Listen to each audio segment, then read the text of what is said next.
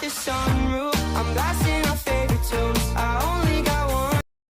Perkenalkan, nama saya Iskiadanto Daniel Syaan dengan NIM 210306173. Pada kesempatan kali ini saya akan menjelaskan tentang proses pembentukan telur dengan dosen pengampu Insinyur Tati Pidianasari SPT MP IPM. Yang pertama, ketika terjadi reproduksi, ovarium mengeluarkan hormon follicle stimulating hormone atau FSH yang berfungsi memicu pertumbuhan folikel. Nah, ketika folikel sudah makin besar dan matang, disekresikan hormon LH atau luteinizing hormone yang mengakibatkan terjadinya ovulasi, yaitu peristiwa jatuhnya sel telur yang sudah matang ke oviduct.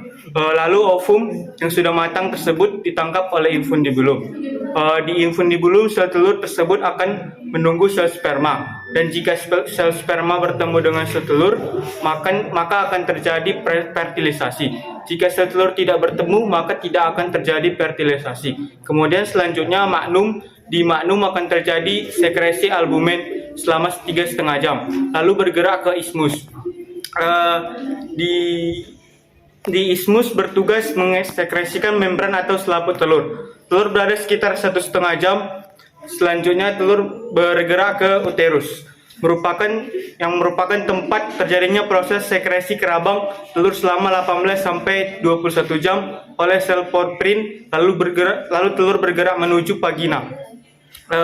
Di vagina merupakan tempat sekresi kultikula ditimbun pada kerabang untuk mengisi sebagian pori-pori kerabang. Secara normal, telur tinggal di dalam vagina selama beberapa menit, lalu menuju kloaka, yang merupakan bagian paling ujung di luar dari induk tempat keluarnya telur. Total waktu yang dibutuhkan itu sekitar 25 sampai 26 jam. Organ genitalia entok betina terdiri dari beberapa bagian yang memiliki fungsi berbeda-beda. Antara lain, ovarium adalah organ yang berfungsi sebagai tempat produksi sel telur atau ovum.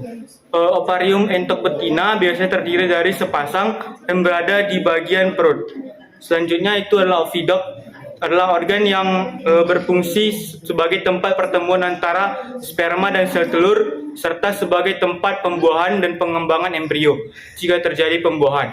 Kemudian entok betina memiliki 2 oviduct yang saling terhubung dengan ovarium.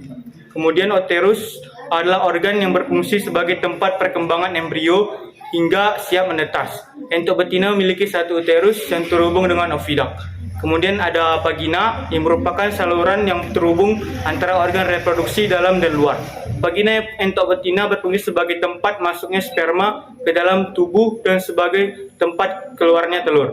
Kemudian ada kloaka, adalah lubang yang berfungsi sebagai tempat pembuangan kotoran dan tempat keluarnya telur yang telah matang dari tubuh entok betina.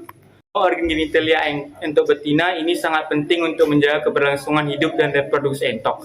Dalam proses reproduksi entok, organ-organ ini akan bekerja sama untuk menghasilkan telur yang kemudian akan dibuahi oleh sperma dari entok jantan. Setelah pembuahan terjadi, embrio akan berkembang dan menetas di dalam uterus. Kemudian telur entok akan keluar melalui kloaka.